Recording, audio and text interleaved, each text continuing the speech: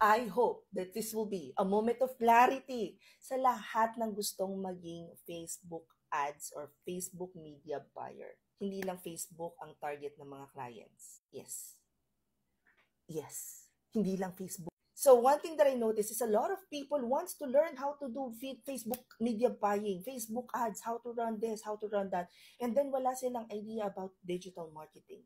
And I'm like, you have to remember, hindi nyo ma-execute ng tama ang Facebook ads kung hindi nyo naiintindihan ang digital marketing space. Because your strategy ang bubuhay dun sa ads. So the way that you understand the buyer's journey, the way that you understand bakit bumili yung customer dito sa store na to at hindi sa amin. Diba?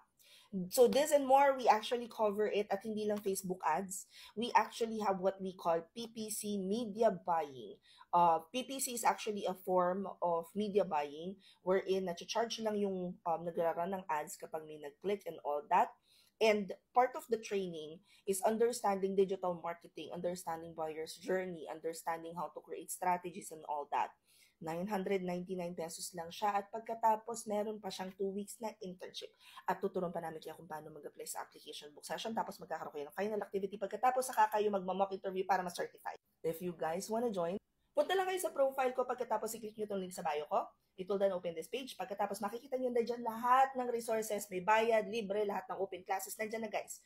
Pero, for this video, ang hahanapin nyo lang is open classes. Pagkatapos hanapin nyo 999 PPC Media Buying. Nasaan na yun? Ayan.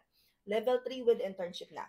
Pag-click nyo yan, mabubuksan nyo na yung form, makikita nyo na kung saan ipapadala yung bayad, at makikita nyo na rin kung ano yung fill out nyo para makasali kayo sa next batch. Kung nasa Instagram naman kayo, ito yung click nyo. At kapag hindi gumana yung TikTok at saka yung Instagram, punta na lang kayo sa Facebook page ko. Ilalagay ko sa mismong caption yung link to the form. Ganon din naman sa YouTube, ilalagay ko na lang sa description box.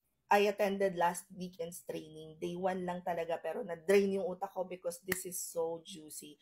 Ang dami mong matututunan about running ads, Meta, and Google. And hopefully, magkaroon na rin, matap na rin. Pag kinaya, matap na rin yung TikTok. But anyway, hope this helps. Comment any questions you guys have about working from home. Follow for more work from home chismis. Bye!